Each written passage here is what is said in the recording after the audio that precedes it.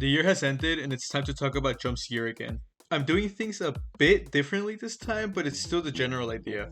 Review and rank each series as currently serialized in the magazine, but this time I'm cutting out the following series on screen. I haven't read or caught up with them yet, so for now, they won't be talked about in the video. But let me do a lightning round on the ones that were cancelled by the time of this recording. Kyokuto Necromance ended a month after the last video came out, which is upsetting. This genuinely had the potential to be a big series, but once again, Japanese audiences choose what stays. 5 out of 10. Psych House, in the back of my mind, I expected to be axed after the Chapter 1 controversy. Jump needs more cozy manga in their lineup, and this was just perfect, but again, Japan gets to choose. 6 out of 10. I'm so glad that Yokai Buster Murakami is just gone. Every week, getting to the end of the magazine just to read 12 pages of the weakest humor just sucked, even for me. I know it's meant for kids, but I doubt that they even liked it. 4 out of 10.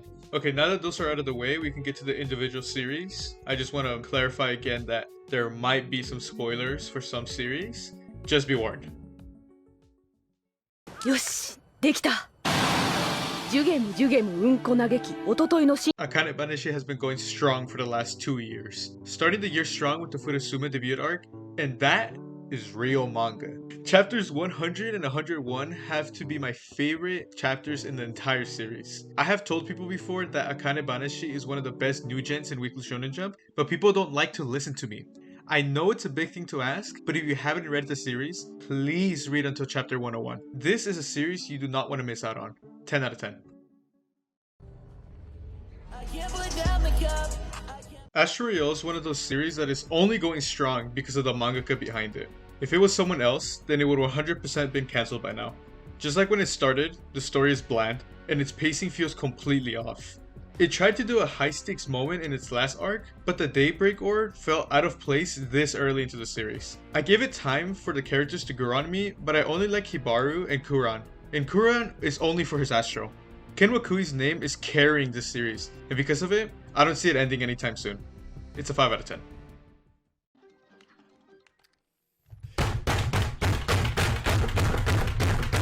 I don't have much to say about Hakutaku right now, but I'm really hoping it sticks around for a good while. It's most likely not going to since its focus is on making games, but I think manga that introduces future passions and dreams to kids is important. From my limited knowledge, I have seen that Dr. Stone has boosted interest in science for Japanese children, and it would be great to see it happen with Hakutaku. The only issue right now is that it's only interesting to those who care about game development, and even then, it's only mildly interesting. I hope you can iron out the issues and stay for the long run. 6 out of 10. Don't make me say it again. I'm a cleaner. I warmed up to Hima-ten quickly. I like the characters, mainly Tenichi, and how chill he is to the girls. He isn't those annoying harem protags who get mega embarrassed because he slightly touched a girl. Instead, he is very nice and understanding, but still gets shy around his crush. And the girls are great too. I immediately liked Himari and Honoka. They are complete opposites, but at the same time very similar. Kana has only recently been included into the story, and she's alright, but needs more screen time like any other character. It reminds me heavily of Nisekoi, and if you know that series, you will see the similarities immediately. But instead of gangs, it's house cleaning. Overall, very cute, and I look forward to reading it every week. 7 out of 10.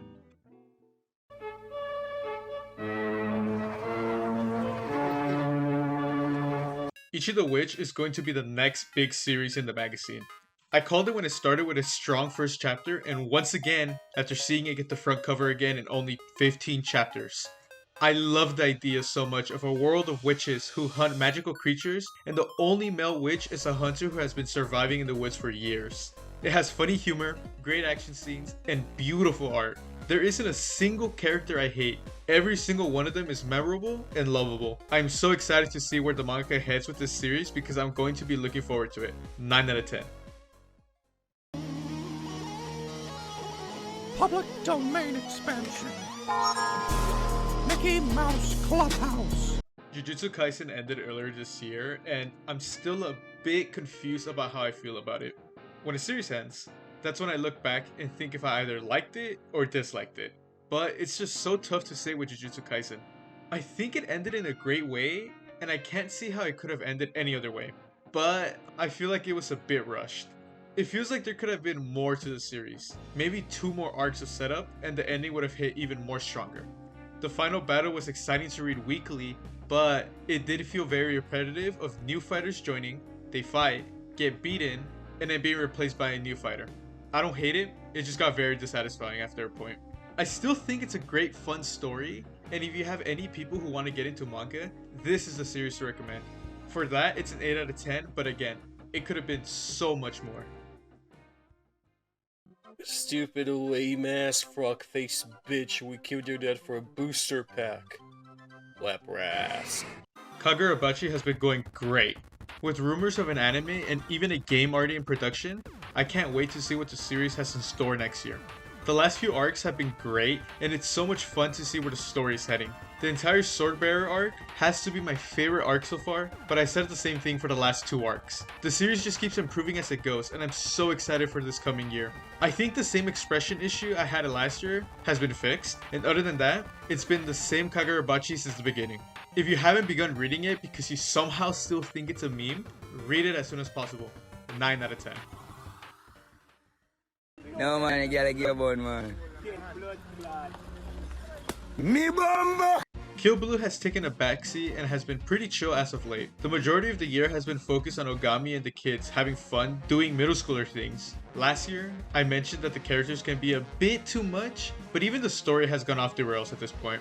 The Hexagon Manor arc was so weird even for the series, and while I had fun with it, it still feels extremely out of place. But the best arc has to go to the disciplinary inspection arc. The fun stops halfway and the serious action side of this series shines so greatly here. If you haven't read it, I highly recommend. 8 out of 10. I'm still heroing, Kachan. Really? Yeah, I take the money I make from McDonald's and I buy flash grenades, smoke bombs. My Hero Academia has a good ending, but I still feel disappointed in several things. Just like I said last year, the final war arc felt like a huge fight. Only the bad guys died and the heroes all just got to live. I still think Bakugo should have died at least from the entire A1 class, but they all lived. The bonus chapter in the final volume I see as the true final chapter. It kind of encapsulates why I like this series. It has some big highs and some deep lows, but at the end of it all, it's still a great series. 8 out of 10. John in Tennessee, go ahead. What you want to say? That shit is fucking trash, dog. Get the fuck off the airwaves. Oh, come on, man. My opinion of Noah's Exorcist has not changed since last year. If anything, I dislike it even more. Gakuro has become even more insufferable to me, and the characters have been annoying me with how one-dimensional they have become. The story has somehow become even worse. There is not a single arc that I like this year, and where the story is at right now, it's bad. I hated the kiss, I hated the 2 training arcs, and I hated the Rito fight. There is no consequence for the characters. They keep getting instant power-ups, so I feel no tension at all. It's not like I'm going in to hate it. In fact, I like chapter 43 a lot. It's just that every chapter leaves me more and more disappointed. I have a personal ranking for this series, but for right now, it's still a 3 out of 10. Don't ever see it getting any higher than that.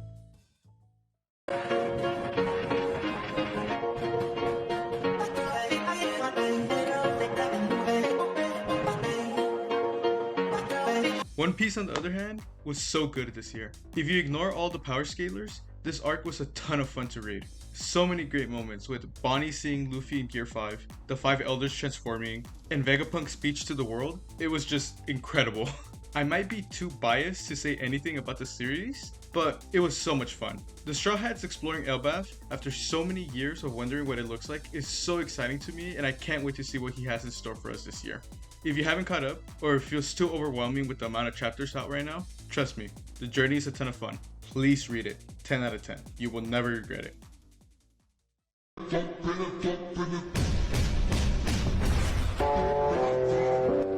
Sakamoto Days has been fun, but its charm for me is sort of dying. Not to say that I'm beginning to hate it, because that's quite the opposite.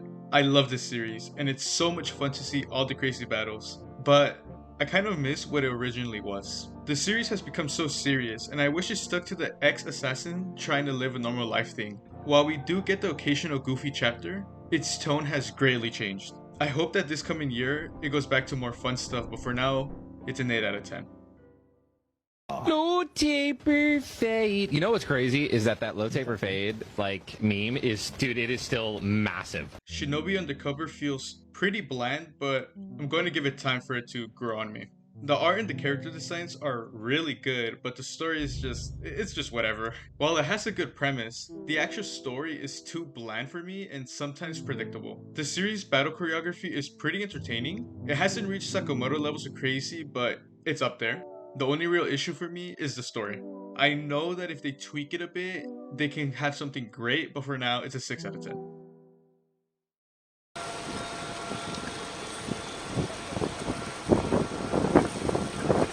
Like I said last year, I love comedy manga, and Super Psychic Policeman Chojo is everything that I wanted. The comedy can sometimes be immature, but some chapters have such a stupid but funny bit running the entire time that I can't help but love it. The trio is so fun to watch interact with one another, and the supporting cast matches their energies perfectly.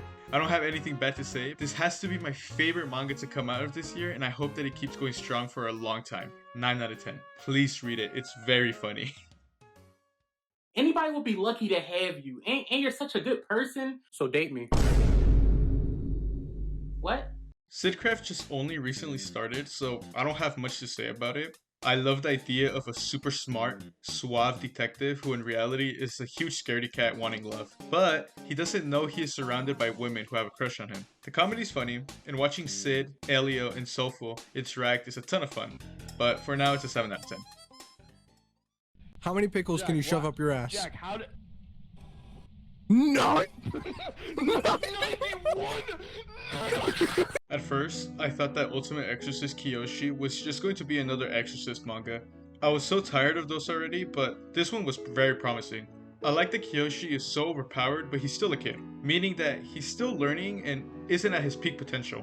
I like that he's going to school, and even though he is powerful, he wants to do things kids his age do. The cast is fun, and I love Jack, Joe, and Hitsugi. Very powerful characters who are still very goofy by nature. The series is mostly funny, but the Demon Lord Surface Expedition arc shows that the series can be serious too. If you haven't read it, I definitely recommend keeping an eye on it. 8 out of 10.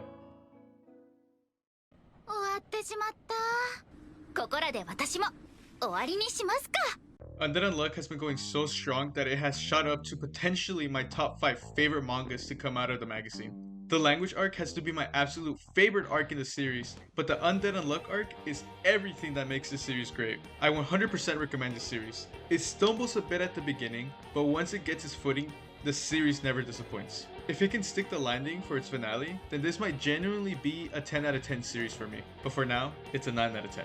Please read it. And that's it. I'm so glad I could get this video out. I had some issues and things that prevented me from releasing it, but it's finally done. I think I'm going to stick with the 2 jump videos a year, just like I did this year, with some other videos sprinkled around here and there. If you liked the video, subscribe, like, and comment down below. It helps a ton, and I love seeing you guys' comments and my notifications. My Twitter is also down below, so if you ever want to discuss manga, I would happily talk with you guys. But to end things off, my name is Emo, and thank you so much for watching.